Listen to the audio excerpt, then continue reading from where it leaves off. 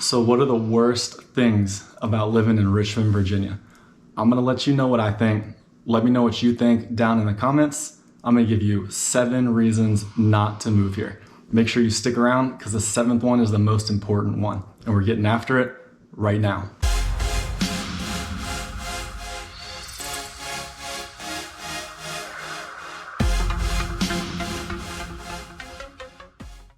What's up, y'all, and welcome back. If this is your first time on my channel, my name is Kevin Estes. I'm a real estate agent here in Richmond. I'm making all kinds of videos about Richmond. Love making the videos. Hope y'all are enjoying them, learning something. Do me a favor while you're here, click that like button on this video, subscribe to my channel, and hit that little bell so you get a notification every time I make a new video.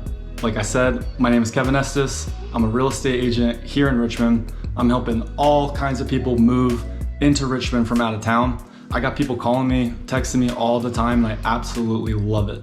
I love when people are reaching out to me. I love being able to help people find the right area, the right neighborhood. You know, they might not know this area or where they want to be, and that's where I come in, and I love it. I love the questions. I love when people reach out to me.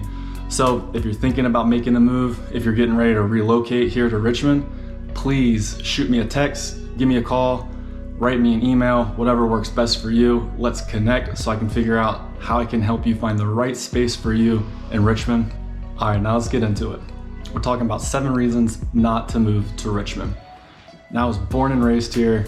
I moved off. I went up to college in Connecticut to play basketball. From Connecticut, I went out to California. I lived in the Bay Area for a while, but I found my way back here because I love this place. But I'm gonna break down 7 reasons not to move here.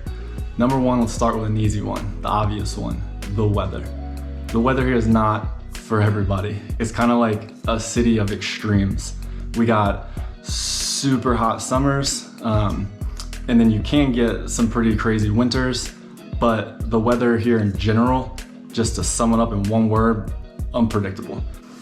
And Richmond is a southern city on the East Coast, so it gets hot here. And I mean super hot in the summer. Depending on where you're coming from, if you're not used to hot with humidity, it could be miserable for you. So if that's a deal breaker, if you can't handle that humidity, it might not be the place for you, to be honest. And I remember growing up here, like when I was a kid, high school football practices, I used to love it. Love the heat, love the humidity. I'm talking like walking from your front door, by the time you're opening your car door, you're sweating, you're ready to change your shirt already. It's that bad. And then we have the winters. Honestly, the winters here can be pretty mild. Usually they're pretty mild. You get a couple weeks of like really cold weather. Some form of like nasty winter weather is almost guaranteed, but it doesn't always snow. For example, I think last year, like 2019 to 2020, it might have snowed lightly one time in like November, December, and then we didn't see any more snow for the rest of the winter. But this year we got a couple good snowstorms, maybe 2 or 3, and then that's it. But every once in a while, like a blizzard can hit here and we can get a huge snowstorm. I remember, if anyone's from here, back when I was growing up, we had the blizzard of '96. We were out of school for like 2 weeks, you know, sledding down the hills on the golf course and not going to school for weeks. It was pretty awesome. Another thing about when it does snow here, since it's so infrequent and almost like random, the cities have cut down on their snow removal budgets. So I feel like it takes forever to finally get all the snow cleared off the roads. So we get like what other places would consider a small snowstorm, like a moderate snowstorm, and the kids will be out of school for a week, 2 weeks. Businesses will be closed. Everybody's just locked down, doors shut, staying inside. We're just not used to those big snowstorms. But you know, then the spring rolls around, everything turns green, the flowers start blooming, and it's beautiful again. You forget about those couple weeks of the nasty weather. Then it's summer again and that humidity hits and you're like, why did I choose to live in this humidity? But one, you do kind of get used to it. I do, at least. Maybe it's not for everybody. But the plus on that definitely is the 4 seasons. We get 4 beautiful seasons here. Classic like East Coast weather. So if you're coming from somewhere where you always have the same weather and you just want that change, I love it. I love the 4 seasons. Just being able to look forward to the next one. By the time you get sick of winter, you know, spring's coming. Spring's, you know, cutting the grass all the time, dealing with your allergies if you have allergies, and then summer comes around, school's out, hitting the pool, lakes, rivers, all that stuff. Sick of the heat, sick of the humidity, tired of dealing with it. Bam, fall's coming in, beautiful, leaves are changing, falling, love it. Get tired of blowing the leaves in the yard right about that time, it's winter again. So if you think you can deal with the humidity, come on, we got a place for you. If not, maybe this ain't the place for you. All right, so now we're going to number 2. Number 2 is poor roads. Richmond has a reputation of having like some of the worst roads. Richmond was ranked number 24 out of like 167 cities that have the worst roads in America. The mayor kind of made it like a talking point, a promise, whatever you want to call it, in 2016 to improve the roads and take care of all these potholes. So they are working on it, but the roads are terrible. The city fills about 22,000 potholes annually.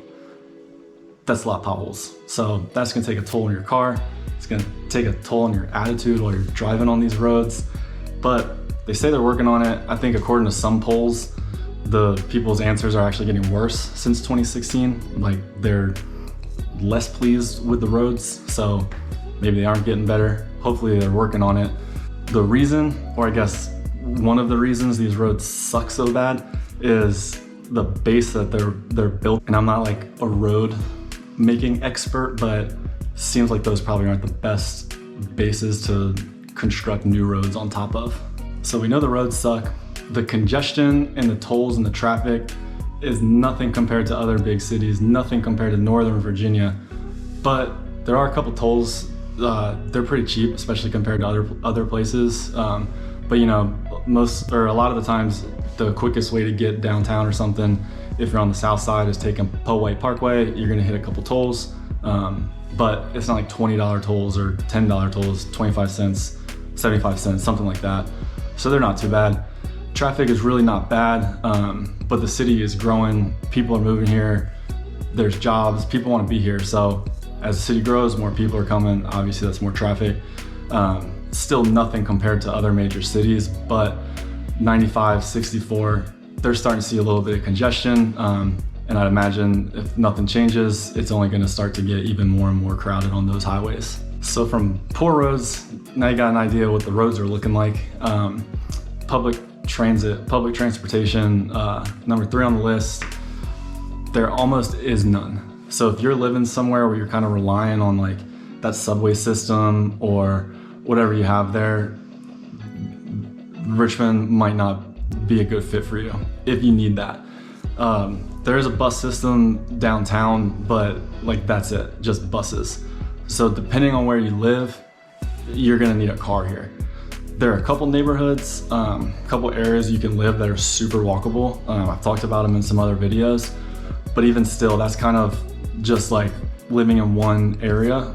But if that's your lifestyle and that's how you want to live, then you could get away without having a car in some of those neighborhoods, like the Fan Museum District, a couple different places downtown. You can walk everywhere.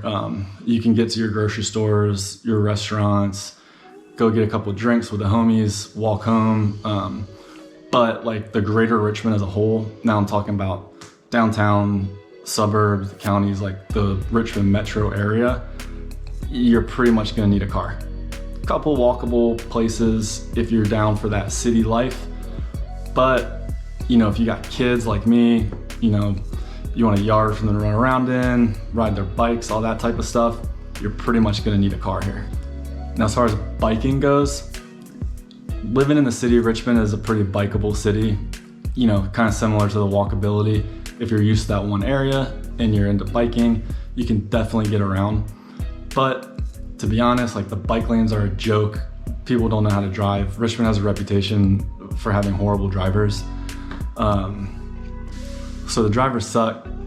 They're working on the bike lanes. They're supposed to be making more, but drivers gotta figure out how to drive with the bike lanes for that to even matter.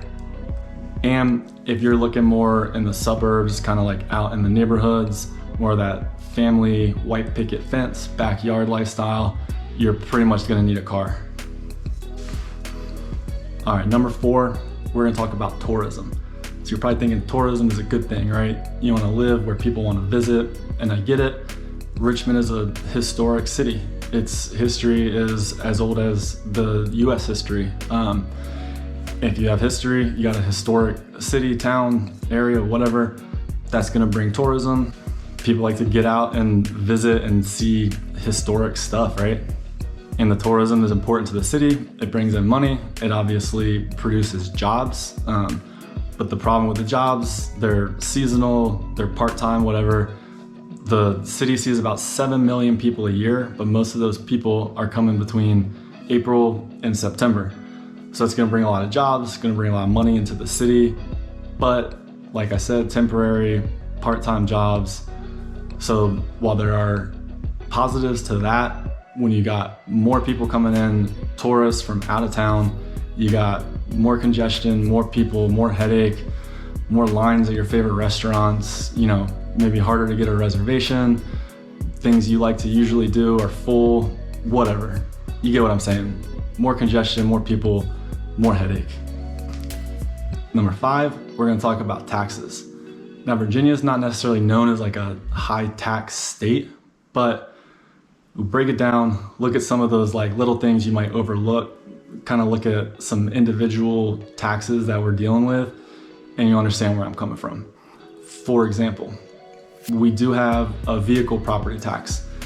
I know other states have this, but not all states have it. So if you're somewhere without it, like I was used to, then you come to Virginia excited about lower cost of living, maybe some lower tax rates, depending on where you're coming from. And then once a year you get hit with this vehicle property tax, might hit you by surprise and you might not like it. 4.05%, so you're looking at paying a couple $100 or more depending on how much your car is worth. So that's something to know about before you move here. You're gonna have to pay a property tax on your vehicle. Another one is the meal tax. Meal tax is 7.5% on all prepared meals, prepared food. So that's takeout, but that's also going and sitting down in a restaurant. If you go to your favorite restaurant, order some food, that chef prepared it for you, bam, 7.5% tax on that. Plus the sales tax is putting you at 12.8% tax every time you go to a restaurant, order out, sit down, take out, all that stuff. 12.8% tax on that. Another tax that other places don't have, an admissions tax. So that's like anytime you're going to a show or a concert, you're buying a ticket, bam, slap another tax on top of that. So while not known as like a high tax state, as you can see, there are some that might surprise you, especially if you're not used to it, but you're coming from another place looking forward to a lower cost of living. Like me, like I said, I lived in Connecticut, I lived in the San Francisco Bay Area. I grew up here, should have known about some of those things, but let's be honest, I was a kid when I left. So if you're coming from somewhere where you're looking forward to kind of a lower cost of living, lower taxes, be prepared. There are some taxes that might jump out at you and surprise you. But other than that, I know I'm enjoying the lower cost of living here. You're depending on where you're coming from, but your money might go a lot farther for you here.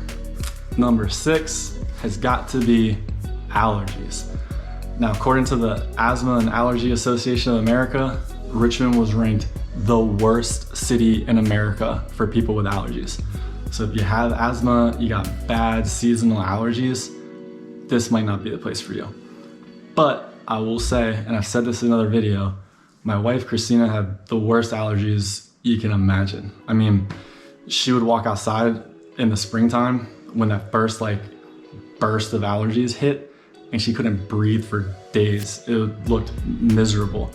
Every year, you know, she has to get those, or she used to have to get those shots where they test you and figure out what you're allergic to and then try to deal with it from there. I was kind of nervous for her when we decided we were moving to Virginia. We got here the first spring we were here, no allergies. So pretty sure she's the exception.